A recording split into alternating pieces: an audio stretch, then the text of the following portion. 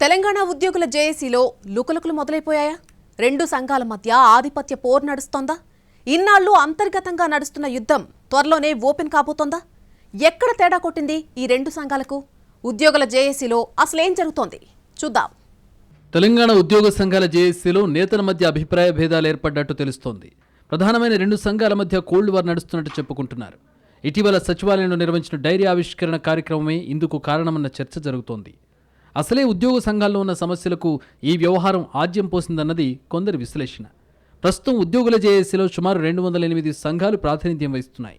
ఇందులో 1,25,000 మంది ఉద్యోగులున్న Telangana non gazetted సంఘంతో పాటు తెలంగాణ గెజిటెడ్ అధికారుల సంఘం, ఉపాధ్యాయ సంఘాలు ప్రధాన పాత్ర పోషిస్తున్నాయి. ఇక జేఏసీ ఏర్పడినప్పటి నుంచి ఉద్యోగ సమస్యలపై ఉద్యమిస్తున్నారు. ఈ క్రమంలో ఇటీవల తెలంగాణ గెజిటెడ్ అధికారుల సెంట్రల్ యూనియన్ నూతన సంవత్సర డైరీ క్యాలెండర్ని ఆవిష్కరించారు ముఖ్యమంత్రి రేవంత్ రెడ్డి.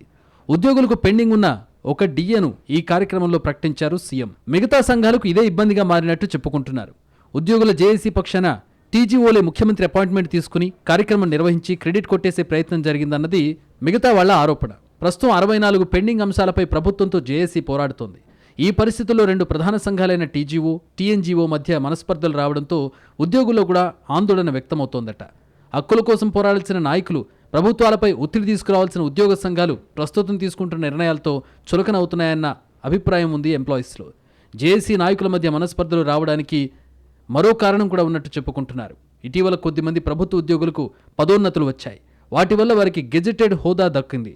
దీంతో టీఎన్జీఓలో కీలకంగా వ్యవహరించే అవకాశం కోల్పోతామని భావించి యూనియన్ బైలాస్లో మార్పులు చేసుకునేందుకు అవకాశం ఇవ్వాలని సీఎస్కు వినతిపత్రం సమర్పించారు. వాళ్ళు అడిగినట్టు యూనియన్ బైలాస్లో మార్పులు చేస్తే మిగతా ఉద్యోగ సంఘాలకు ఇబ్బందులు తలెత్తే అవకాశం ఉందని, ఎలాంటి మార్పులకు అనుమతించొద్దంటూ టీజీఓలు కోర్టును ఆశ్రయించారు. తీర్పు కూడా వాళ్లకు అనుకూలంగా వచ్చినట్టు తెలుస్తోంది. మరోవైపు ప్రభుత్వం తమకు గెజిటెడ్ హోదా మాత్రమే ఇచ్చి జీతాల పెంపు, ఇతర అంశాలను స్పష్టం చేయని కారణంగా ఇబ్బందులు ఏర్పడతాయంటూ ప్రమోషన్ వచ్చిన టీఎన్జీఓలు వాపోతున్నారు. ఈ క్రమంలో ఉద్యోగుల జేఏసీ త్వరలో కీలక సమావేశం ఏర్పాటు చేసి అన్ని అంశాలపై చర్చించాలనుకుంటున్నట్టు తెలిసింది. ఆ మీటింగ్ తర్వాత ఇప్పుడున్న సంఘాలన్నీ జేఏసీలో కొనసాగుతాయా లేక తప్పుకుంటాయా అన్న చర్చ కూడా జోరుగా జరుగుతోంది సెక్రటేరియట్ సర్కిల్స్లో.